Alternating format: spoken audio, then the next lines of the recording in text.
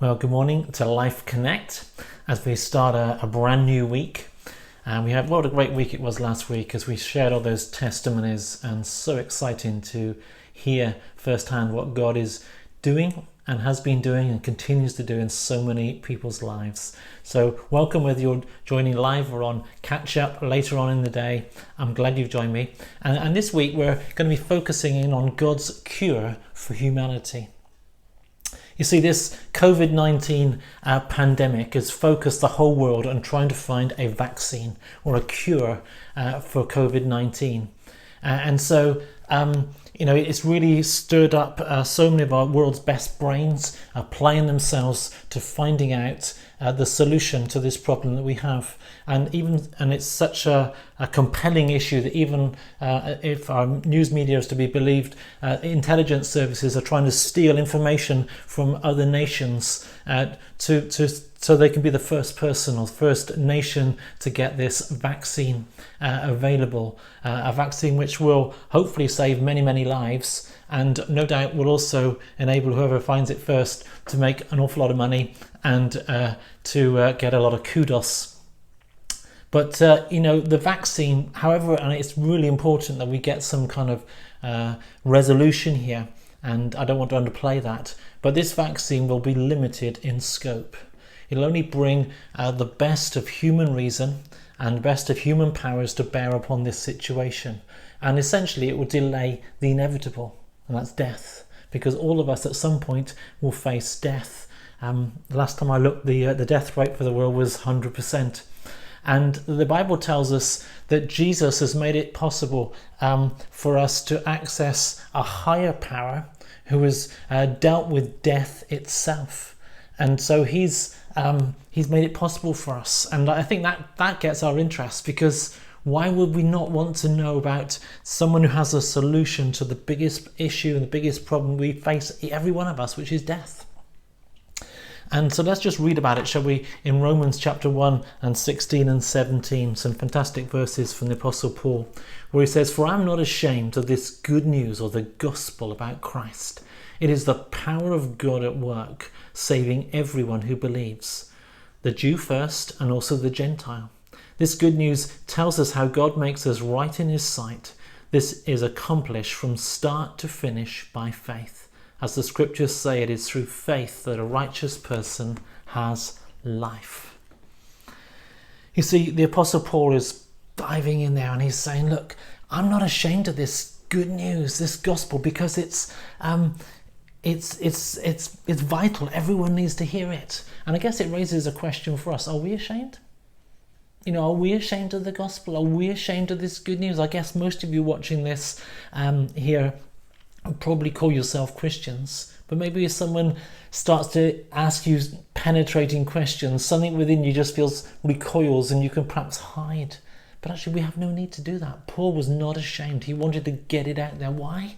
He says 3 reasons. He says because first of all, it's good news. Secondly, it's the power of God. It's not the best powers of human available to mankind. This is God, the creator, the maker of this universe, his power at work. And then thirdly, it works for everyone. It's not just for certain kinds of people or certain people in certain positions or races or cultures or backgrounds. It's for everyone. And so we need to get this out there.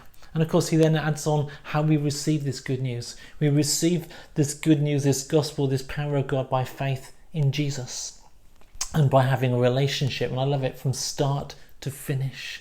It's an ongoing, constant relationship. It's not just a one-off sign-on or whatever. It's a day-by-day relationship in the same way as we have relationships with other people. And so it's something really special. And I believe that this COVID-19 pandemic crisis that we're in now could possibly be bringing us as a nation, maybe the world, into a key moment in history. We can choose to trust in the wisdom of men and mankind, men and women, and put our faith and trust in there, and we do need all the help that medicines can give us. Or we can look elsewhere. We could even choose to look to our Maker. and look to him for guidance, look to him for wisdom, look to him for help, look to him even to deal with our greatest issue, death itself. And so I think it gets creating this opportunity. And so if you're a follower of Christ or someone who's on that journey of faith, now is the time to stand up and be counted. Now is the time to not to be ashamed of this good news. You know, Jesus left this planet and he had one plan for this world. And that plan was to bring this message, this good news, through the church. You know, he said that I will build my church and the gates of hell will not prevail against it in Matthew 16. And yet, living as we do in the West, in the UK, you know, all we hear in the media is the church in decline, churches closing, and in fact, many people say churches even become completely irrelevant and it's not of any value to us anymore. But the truth is this, that neither of those things are correct.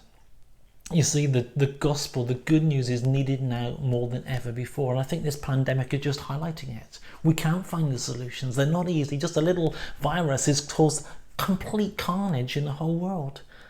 And so we need to look somewhere else. But then secondly, it's not true because the church is growing all over the world, everywhere across the world. The church is growing faster than the population growth, and the only part of the world is in the West, in the UK and America and in Europe. But yet, even in the UK, which is where we see churches closing all the time, actually, for every church that closes, a new one is actually opening and starting or being replanted, as we call it. So the picture isn't quite as the media would have us believe. You see, even within what we're doing in counties, last September we were able to be involved in helping to start or restart 6 new churches. This coming September, we're actually planning for another 10 new churches to be started or replanted. From London, Cardiff, Birmingham, Manchester, Cumbria, Somerset, Herefordshire, different nationalities involved, and it's just unbelievable what God is starting to do. That's just in our little network, and I meet with people across the country on a regular basis, and something is happening, something significant, I believe, is happening in our nation. God is stirring something, and it's pretty exciting stuff. And so men and women of God across our land are being stirred, and they're putting aside their reputations, they're putting aside their career plans, they're putting aside their self-interest to bring the good news of Jesus, the gospel, into our communities, into their community. And I just want to make a request to you this morning. That's simply this: will you join me in praying that God will send out more workers, that more people be willing to be involved in leading church plants or replants, or be part of teams who will do this, because the need is enormous. The opportunities are phenomenal. We've seen in our own church in Cinderford how we're getting so many more requests for prayer via our Facebook and website than we've ever seen before. More and more people are engaging with us, wanting to reach out because they recognise there's a need for something beyond themselves. And so the harvest field is ripe, and so we need more workers. So pray that the Lord of the harvest will send out more workers. But also consider, maybe God is calling you. Perhaps you feel inadequate for the task. Welcome to the gang. 15 years ago, I felt woefully inadequate. I still feel inadequate, but God called me. And when you step out in faith, it's kind of like you get a front row seat on a little tiny part of what God is doing in his world. And it's pretty exciting stuff. It's quite demanding, and it will stretch you, it will grow your faith, but you will never regret it. And so consider, maybe you could be part of one of these teams, or someone and give us a call if you're interested.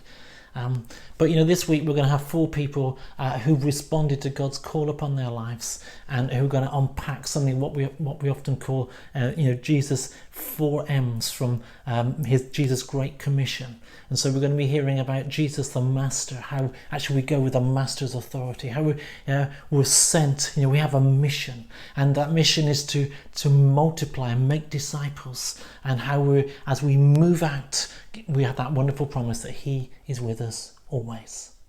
So I'm looking forward to what Bev and what Moses, the Filipino guy who you will love, and Pamela, who's fantastic from up in Cumbria, involved in the church plant, and Martin will share with us as we go through this week. So we have lots to look forward to. So have a great week. I'm just going to pray, and then we'll let you go. Father, we thank you for what you're stirring in our nation. We thank you that the gospel is good news. We thank you that it's a power of God, even to salvation, that it deals with our deepest issues and needs. And Lord, that it's more relevant to us, for us today than ever before. Lord, help us to go out with urgency, with a compassion for everyone we meet, so that others might come to know Jesus and know his saving grace in their lives. Lord, help us this week as we mix with people, they might see something of you and be drawn to him too. We ask this in your mighty name. Amen. Well, thanks for joining. Have a great week, and see you soon. God bless. Bye.